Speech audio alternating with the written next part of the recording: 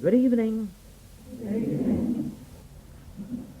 This is 1961 Mission in Closed Class, Reel 1, Side 2, continuing the first degree of the spiritual path.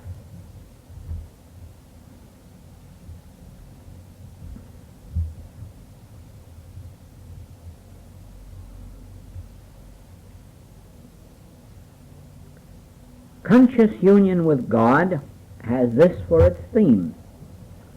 Conscious oneness with God constitutes my oneness with all spiritual being and idea. Let us not forget that is the object of our first degree work, to bring ourselves into conscious union with God and thereby find fulfillment.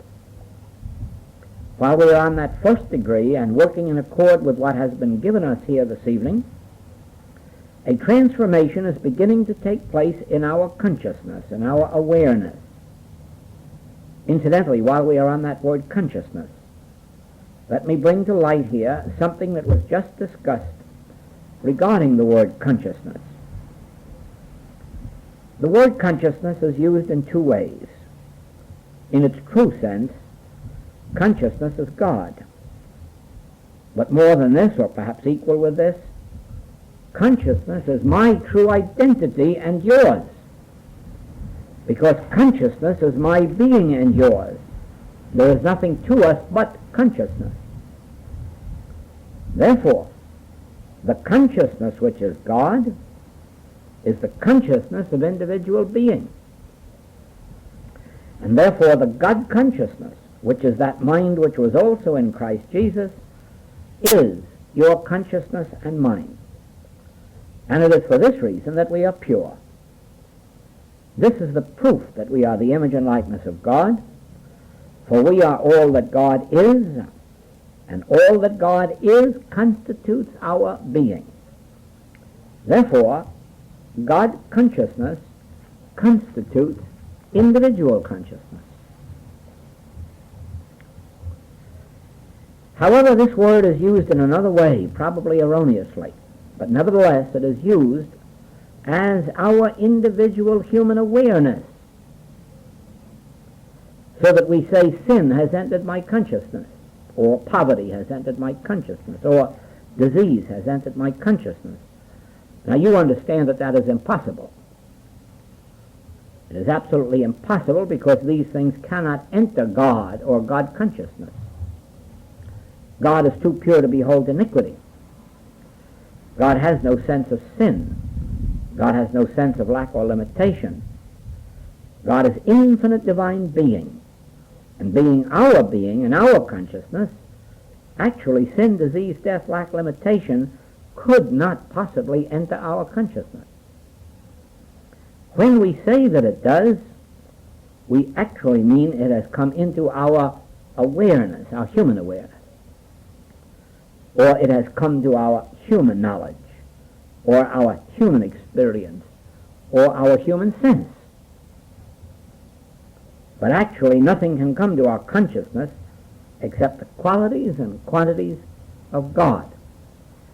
So it is when we talk about dying daily. What we really mean is losing our human sense of things. Because as we lose our human sense of things, we have only that consciousness into which nothing enters that defileth or maketh a lie. Right here is the place to bring out again that the ultimate, when you come to the third degree, the ultimate is when you actually realize that God consciousness and my individual consciousness is one and the same consciousness. There is no me then. The Master says, thou seest me, thou seest the Father that sent me. In other words, when Jesus was speaking of himself as a man appearing on earth as a Hebrew rabbi, he said, I can of my own self do nothing. If I speak of myself, I bear witness to a lie. But when he was speaking through his God consciousness, when he was speaking as I, he said, I am the way, the truth, and the life. I am the bread and the meat and the wine and the water. The object of the Christ ministry and the object of our third degree is to attain that Father consciousness to the degree where we can speak out and say, I and the Father are one. I embody the bread, the meat, the wine of my experience. I am the embodiment of all my good, for I and the Father are one, and there are not two. It is in the third degree that we actually come into the place where, as has happened to some of you in meditation, the voice speaks and says, I am with you. I will never leave you. I will go before you. Sometimes it even says, I am you. Now it is the I of your being speaking, just as the I of Jesus was speaking through him in his illumined state. Never forget this, that when Jesus walked the earth, he walked the earth in the clothing of a Hebrew rabbi, and he appeared to others to be just a man. It was only Peter, from the illumined state, and others later, who recognized the divinity of his being, that actually penetrated through the outer picture and saw the truth, the Christ, the reality. Now here you must remember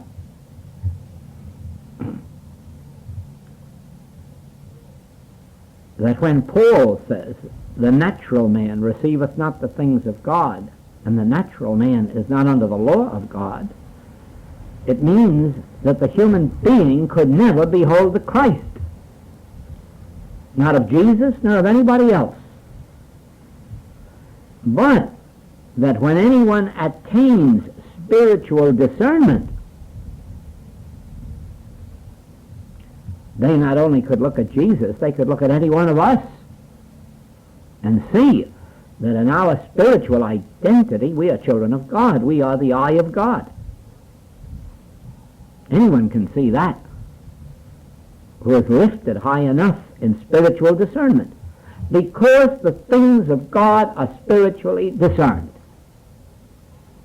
Do you see that teaching of Paul now, which is really the teaching embodied in the infinite way, that if you look at me with your eyes, you must not expect to see anything other than a human being in a physical form, because you are looking through human awareness, which is the state of consciousness or awareness that believes in two powers.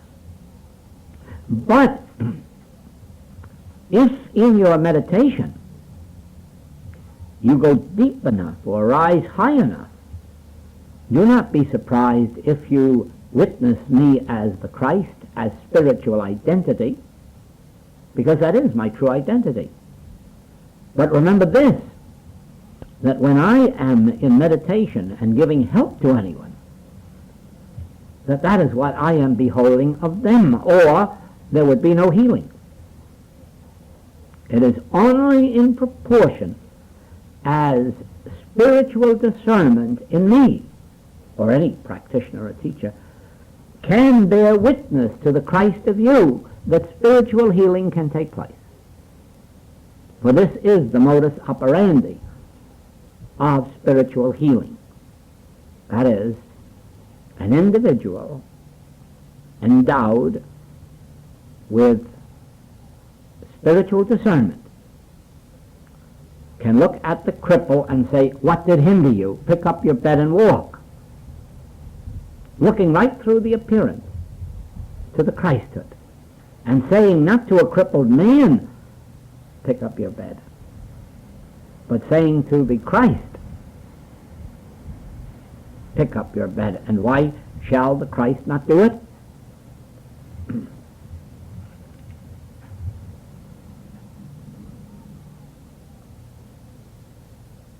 As a matter of fact, there is only one record on earth telling us of the Master's actual physical appearance.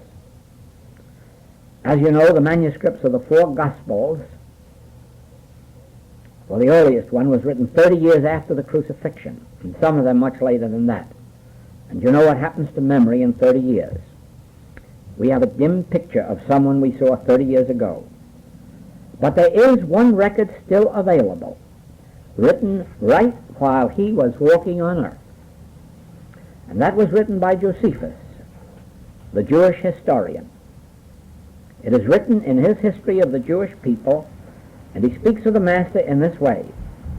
I have heard that there is a young rabbi preaching in the Holy Lands, a man of forceful appearance, piercing eyes, able to hold the multitudes with speech, and doing wonderful healing works. Now this is Josephus reporting from an actual letter written to him from the Holy Lands, from someone who was seeing the Master in person. So there we have, as clearly as possible, an on-the-spot recital of his physical appearance. And as wonderful as that is, it still gives us no inkling of the eye that spoke through Jesus and announced itself as the way, the truth, and the life. That remains only for those of spiritual discernment to apprehend. In the final degree, this union with God becomes so complete that the human selfhood evaporates, just like the darkness when the light is turned on. And there is only one selfhood left. This is infinite spiritual being or I. Therefore, the correct meaning of the word consciousness is I. I am consciousness. I am divine consciousness. Nothing enters my consciousness that defileth or maketh a lie. Remember, this is spoken from the standpoint of my spiritual identity, my true selfhood, my Christhood. Remember also that as long as we are tabernacling here in the flesh, we fail by some degree or other to attain or to retain the fullness of that realization, and therefore must go apart for 40 days or for a weekend or for a week to be reestablished in that spirit. It is for this reason that I say to our practitioners, do not believe that you can heal by words in a book, from anybody's book, by anybody's words. There are no words ever written, including the Master's, that will heal. Healing is accomplished by a divine state of consciousness, a spiritual state of consciousness, and no matter how many books you know, and even if you know them by heart, and try to do healing work, you will fail, unless what you know has lifted you above human awareness, above your human knowledge, into some measure of divine consciousness. It is true that a grain of truth is mighty, a grain of realized spiritual consciousness is might. But that grain must be attained, or you are just speaking words. Whether it is words out of a book or words out of a Bible, it is still only words. That is why so many words of so many rabbis and ministers and priests are just hollow words with no signs following. And yet there are some rabbis and ministers and priests, just as there are some metaphysicians, whose word is with power and with signs following. They are the self-same words that are lifeless and substanceless when they come through the lips of others. It is not the words you speak, it is not the thoughts you think. It is the state of that divine consciousness that you attain that does the healing works, the regenerating works, the reforming works, the forgiving works. Whatever it is that a metaphysician is supposed to accomplish is accomplished by the degree of spiritual consciousness they attain. In going through that first degree, something is taking place in your consciousness, and it is this. Your hate, love, and fear of external form is lessening. In the degree that you are attaining an awareness of God's presence, in the degree that you are attaining a realization of an infinite invisible, in that same degree you are losing your hate, your fear, and your love of the external world. You are no longer hating or fearing the forms, the germs, the infection, the contagion, the accident. You are no longer fearing these. You are no longer hating these. You are now attaining the realization of their non-power. Remember, I said that the greatest attainment is when you come to the realization of God as one, not as a power over some other powers, but as the only power. But when you begin to come into the realization of God as the only power, you are no longer fearing external powers in any form. You are not fearing cyclones. You are understanding that because of the infinite nature of spiritual being, that these are not power, that these are the arm of flesh, the nothingness.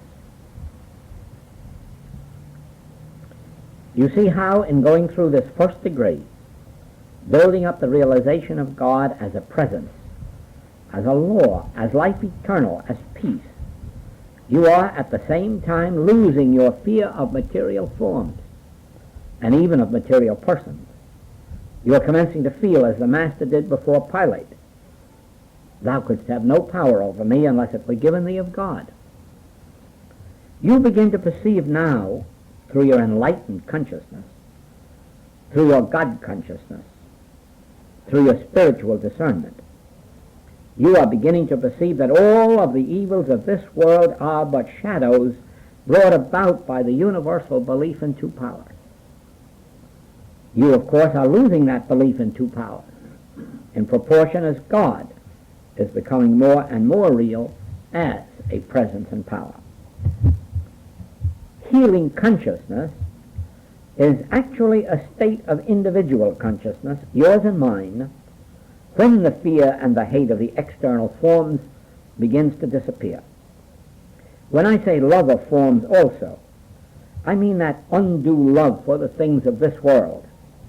It really does not mean that we are not to appreciate art, music, literature, and enjoy them and experience them, if so it be that it serves any purpose, even own them.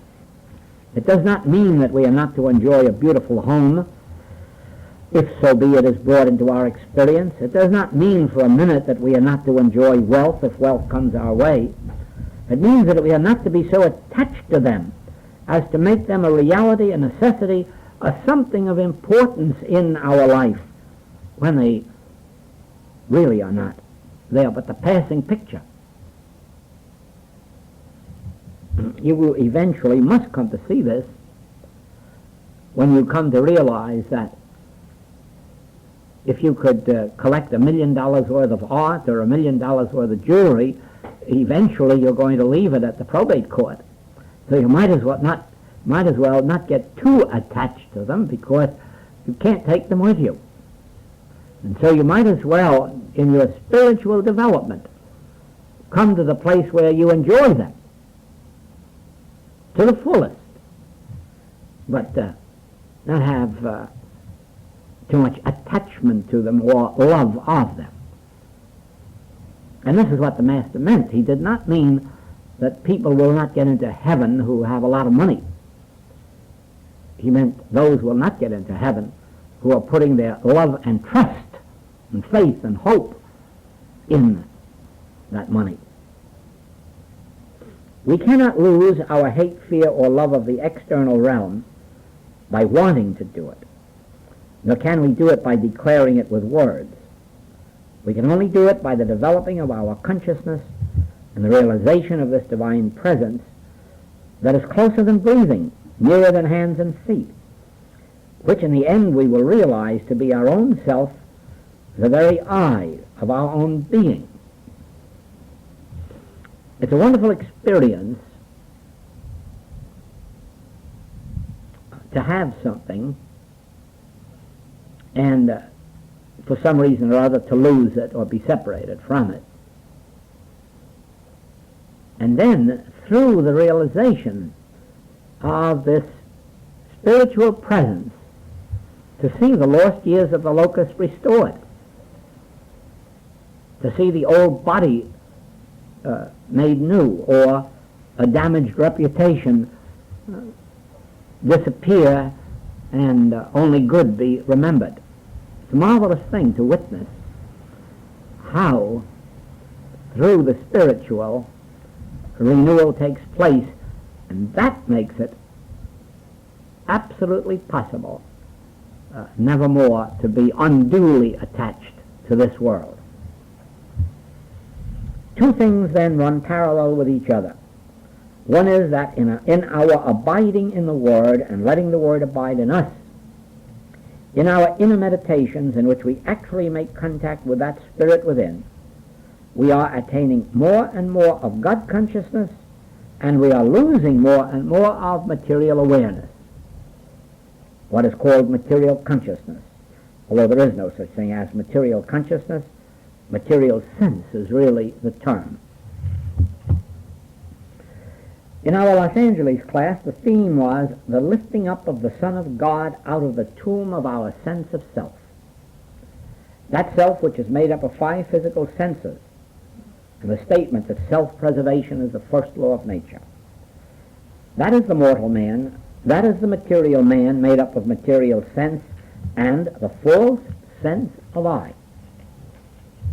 In lifting up the Christ in us, the Son of God in us, which means realizing our true identity, realizing our true selfhood, our true nature as the offspring of God. In doing this, at the same time we are dissolving that material sense of self, dying daily, that material sense of body, that material sense of business, that material sense of a universe. Be assured of this, there is no material man, and there is no material body, and there is no material universe. This is the world of God's creating, about which we entertain a material sense. If this were a material world, there would be no such thing as spiritual healing.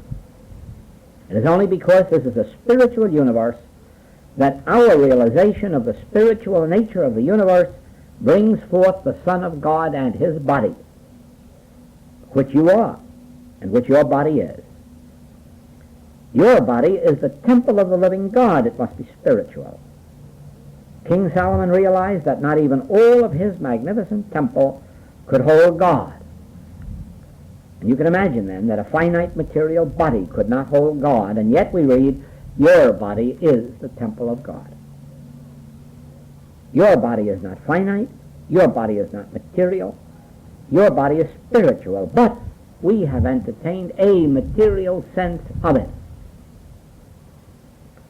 When you come to the spiritual healing ministry, if you are attempting to reduce a fever, if you are attempting to remove a growth, if you are attempting in any way to adjust a material body, you are outside the realm of spiritual healing, because there is no such body in spirit.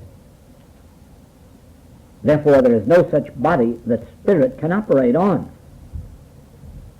I know, when you are in spiritual healing, it is like the Master saying, what did hinder you? Pick up your bed and walk. He would not say that to a crippled man in a crippled body, because he would know why he did not get up.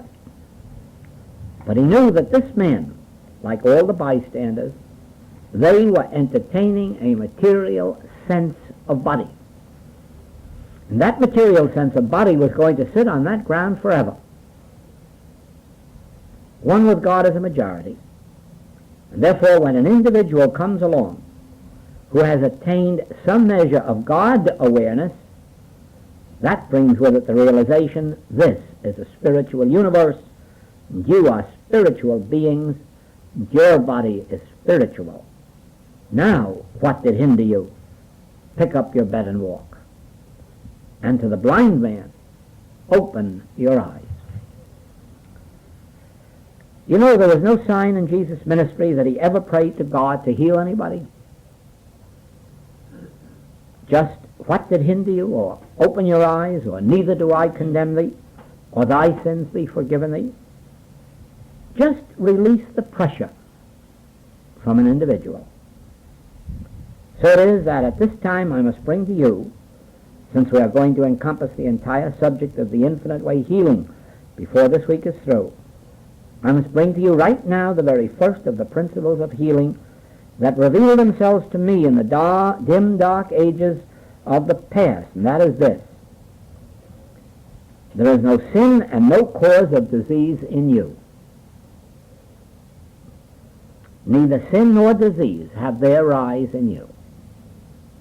It was at that point, and it dates back to 1932, that I took my stand apart from the entire metaphysical field, all teachings of every nature in the metaphysical world. I never permitted anyone to give a treatment to you. I never permitted the word "you" to be used in a treatment, or the name of the patient or the disease of the patient. I never permitted a treatment to be aimed at any person. Why? It was revealed to me that all evil is impersonal. It has nothing to do with you. You are immortal. You are the image of God. You are God in individual form and expression. Perfect. But there is a universal claim of a selfhood apart from God. There is a universal belief in two powers. There is a universal belief in material law and mental law. It has nothing to do with you. You are victims of it. We are victims of these universal beliefs, but they do not have their rise in us. Therefore, we do not have to be treated for them. Lay the axe at the root. What we need to realize is, let us lift the condemnation from our patient. And we do that by realizing there never was a cause for disease in you. Whatever there is of an erroneous nature taking place in your system is not due to you, but to a universal belief in two powers, a universal belief in a selfhood apart from God, a universal belief in mortality. When the practitioner realizes the universal nature of evil, and thereby removes it from any of those who have reached out to him, not by directing the treatment at him.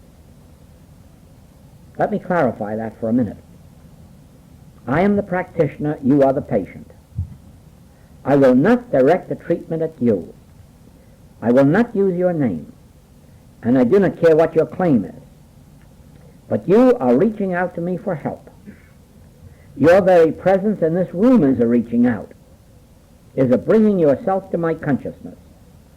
Now, whatever takes place in my consciousness is the law unto you,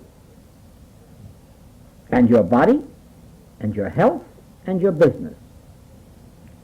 I do not have to reach out there to you. You have brought yourself into my consciousness. Remember, you are not a material being over there, and me another one here. We are spiritual beings united in God. Therefore, when I declare within myself, God constitutes individual being, God is the life of individual being, the law of individual being, God is the love manifest through individual being. No man is loving. God loves through man. No man is living. God lives as man. And God lives eternally and immortally and spiritually and purely. And God constitutes all that we know as man. God is the invisible presence and power of man. God is the law that maintains and sustains man in infinite spiritual perfection. This claim, these claims, the arm of flesh, the universal belief in a selfhood apart from God, the universal belief in a power apart from God, operating mesmerically to make us believe there is a selfhood other than God. God is the only selfhood. God constitutes individual selfhood. There is only one I am He. I am that I am, and that I is the only am. That I is the only being, and all of this that I see, hear, taste, touch, or smell is embraced in finite sense. 5 physical senses, which is the illusion of self, which is the hypnotic suggestion of a self apart from God. This belief in two-ness, in duality, is so powerful that it operates hypnotically. Therefore we say in the infinite way, this is just mesmerism. This is hypnotism. Again, we may call it malpractice. For verily no one in the world is suffering from anything except as a result of malpractice. Malpractice is the source of all evil, if you want its true name. But malpractice does not come from anyone to anyone. Malpractice is the universal claim of a selfhood apart from God. It is the universal claim of a law apart from God, a material law or a mental law. Therefore there is only one law, and that is spiritual. We have another name for it: the sins and diseases and lacks of this world. Antichrist. Antichrist is not a man. Antichrist is not an organization. Antichrist is a lie about the Christ. You are the Christ about whom that lie is. And anything that attests to finiteness in your life, anything that attests to limitation, is Antichrist. And as long as you can handle it as Antichrist or as malpractice, impersonal, you have 3/4 of your healing work done. The other part of it will move off by itself because of its nothingness. Now,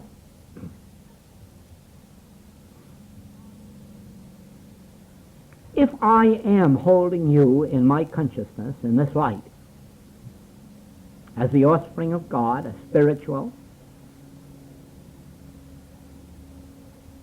as the life of God, the law of God, the being of God, how do you think you feel when you're in my consciousness? What do you think that must do to you, to your consciousness, to your mind, and to your body?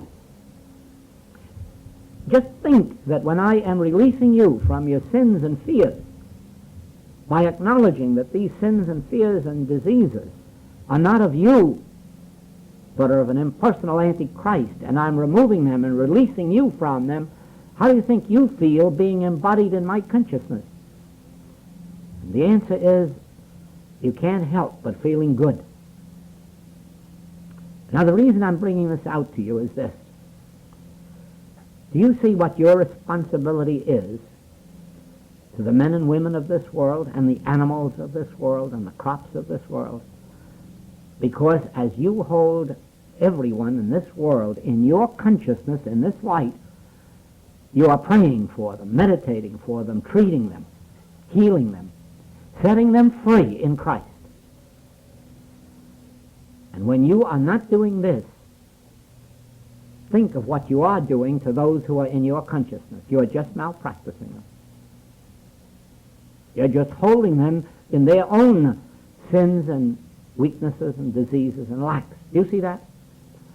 And so it is that it is not only spiritual teachers and practitioners who must so live as to keep their students and patients and families and even enemies in this divine consciousness. But the revelation of the infinite way is that freedom cannot come to the world until there are 10 righteous men everywhere.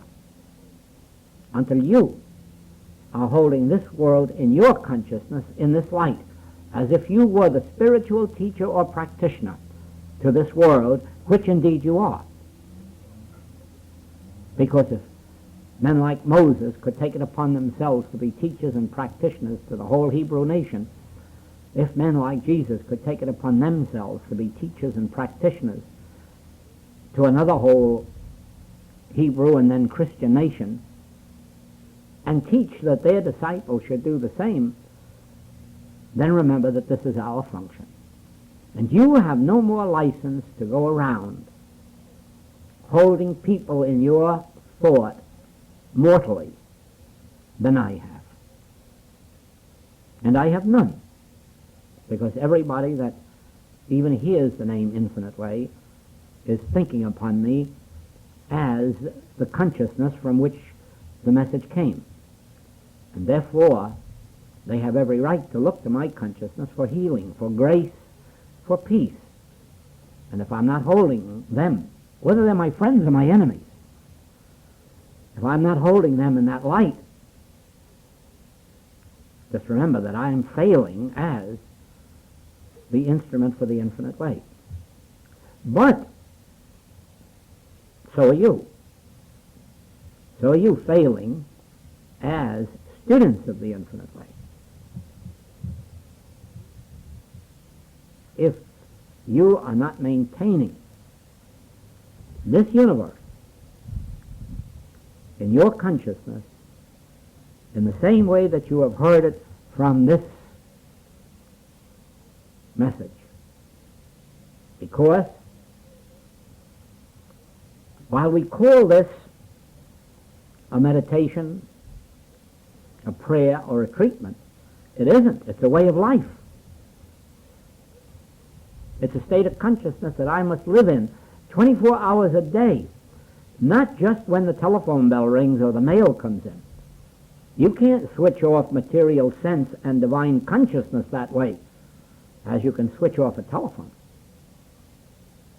And so it is that every infinite way student, not that any of us are going to succeed right away in 100%, but remember that every one of us has this as our goal, that you are accepting the responsibility to die daily to material sense and to be reborn of divine consciousness. And that doesn't mean just to bless yourself and your own household. That means to bless the world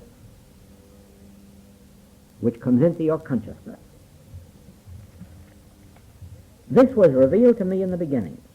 All evil is impersonal. And the minute you know that you take the burden, and the minute you know that, you take the burden of guilt from your patient. And you will find, if you are in this work long enough, how much of a burden of guilt most people are carrying around.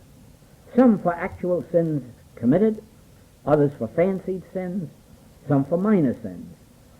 But we are all carrying around the remembrance of what degree of us, which we have manifested, less than the Christ which we know we are.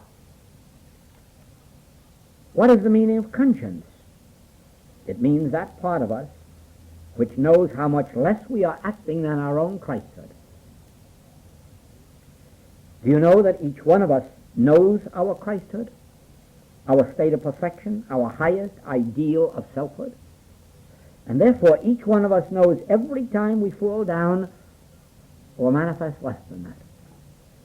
Even if we on the spiritual path commit minor infractions, do you not know that we exaggerated 1,000,000-fold in our consciousness?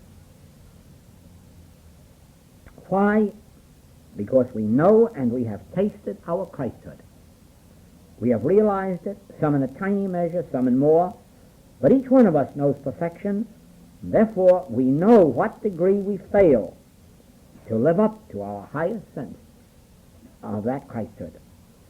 If you wish to be healed and cannot forgive yourself, find a spiritual practitioner that knows how to forgive 70 times 7.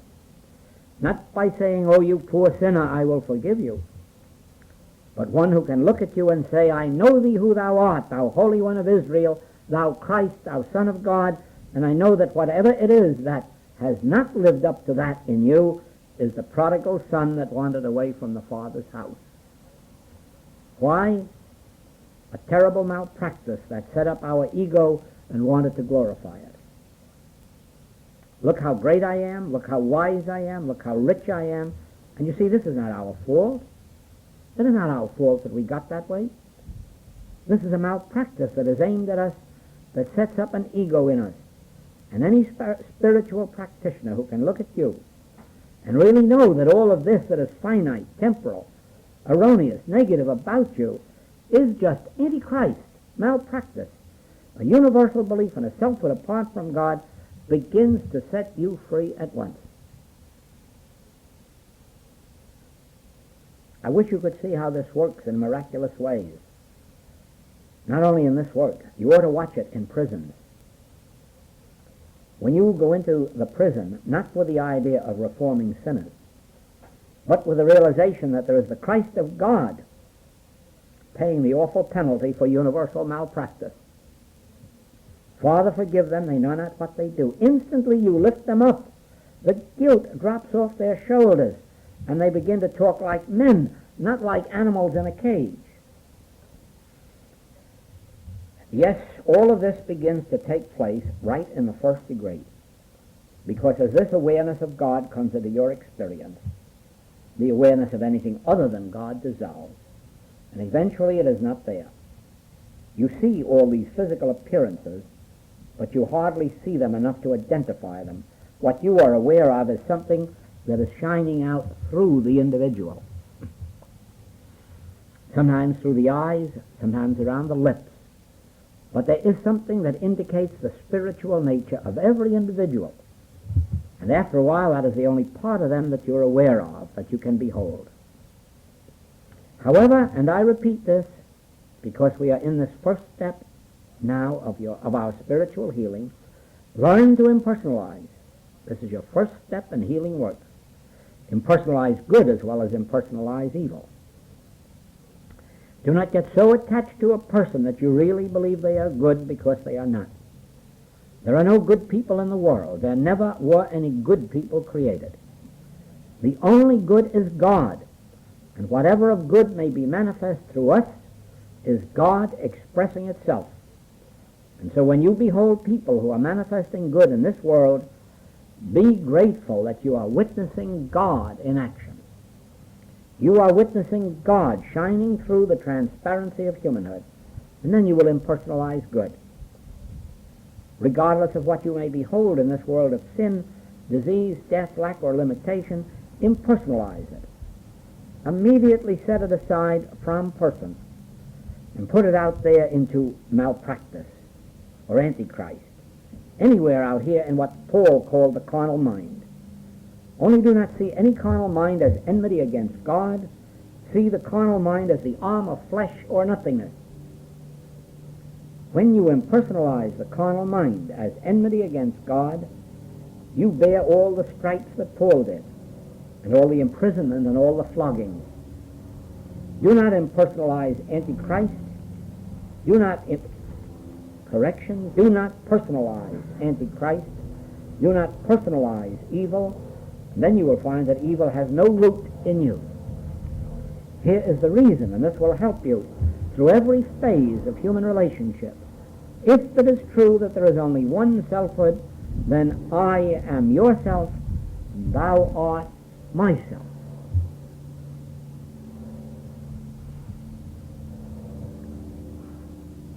Now we might as well understand the nature of the activity of consciousness.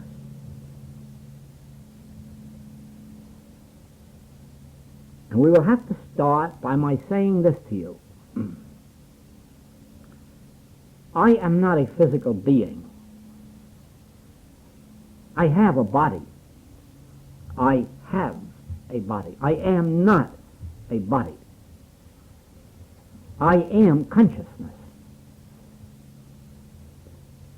And therefore,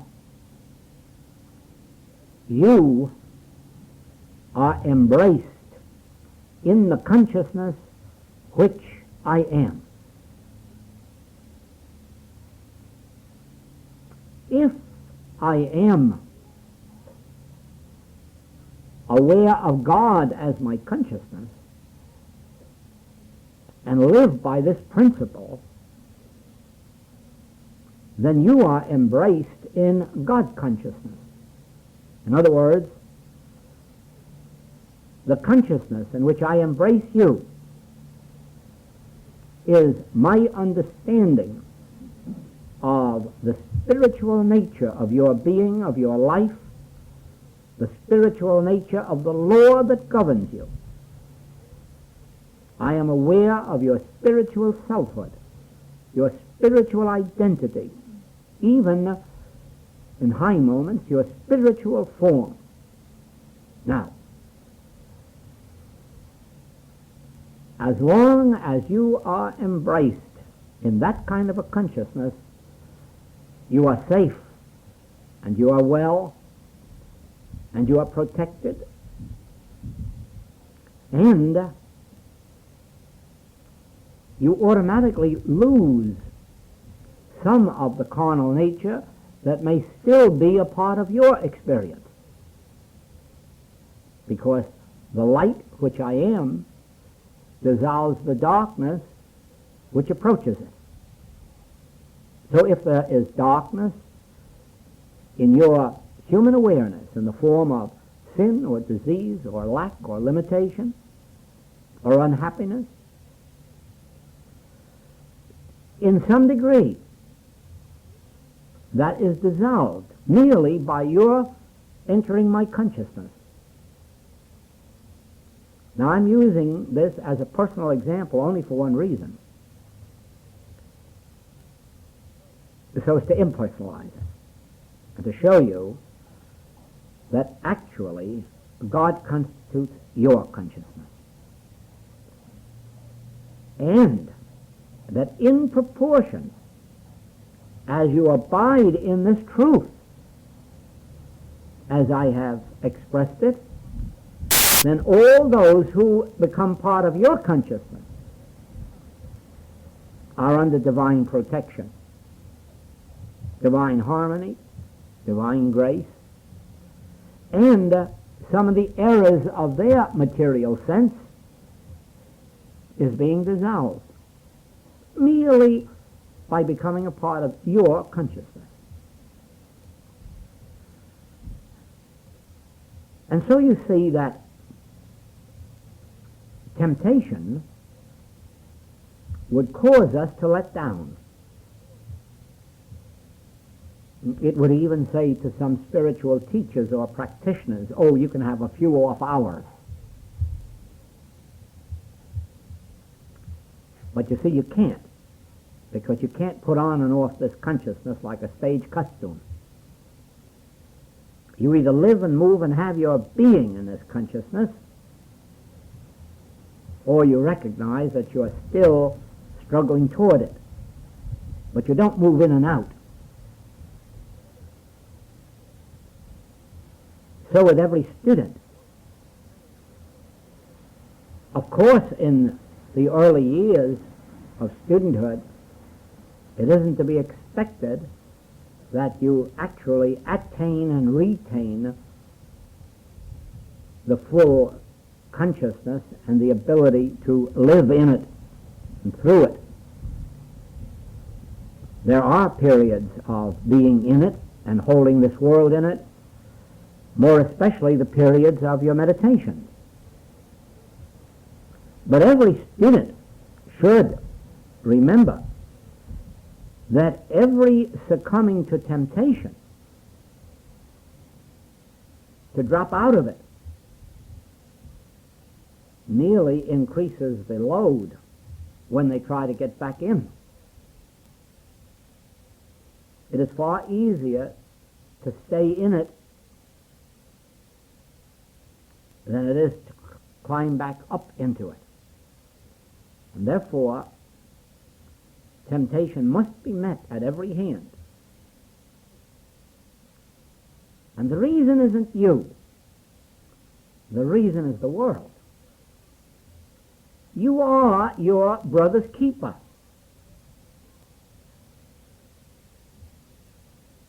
And not in the sense of finding that you have to support him forever or lend him money to go into business with, or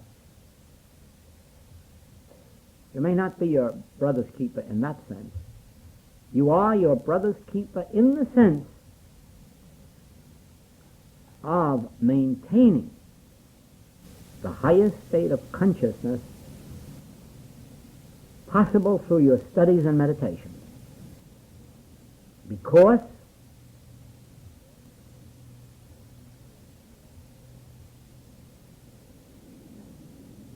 you would not want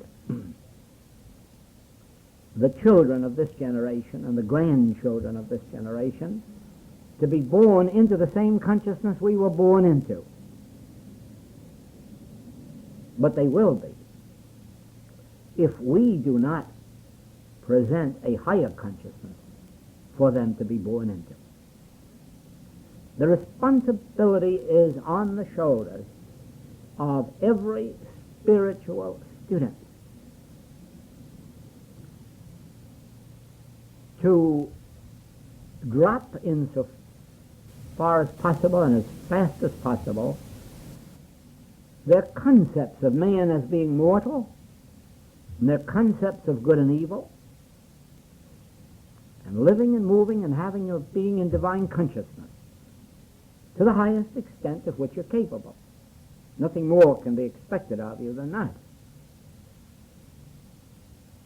And when you slip, climb back up as rapidly as possible to make it as easy as possible and as quick as possible.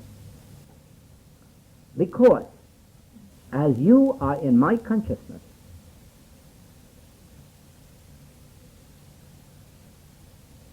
and are looking to me, and looking to my consciousness to be your health, and your safety, and your purity, and your supply, so you must remember, everybody in your consciousness is looking that way to you. They may not know what they're looking to or for or how, but everyone who is looking upon you with love is looking upon you with trust.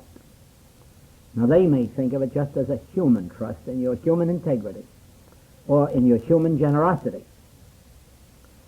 But as a student of mysticism, you must know that no matter what degree of human integrity you give to this world, no matter what degree of human benevolence you give to this world, it isn't much, and it will not do too much for this world or the next generation. Therefore, that which you have to give as a gift to this generation and to all future generations is the maintaining of spiritual consciousness, so that those who enter your consciousness, even as tradespeople, are entering your God consciousness. Thank you.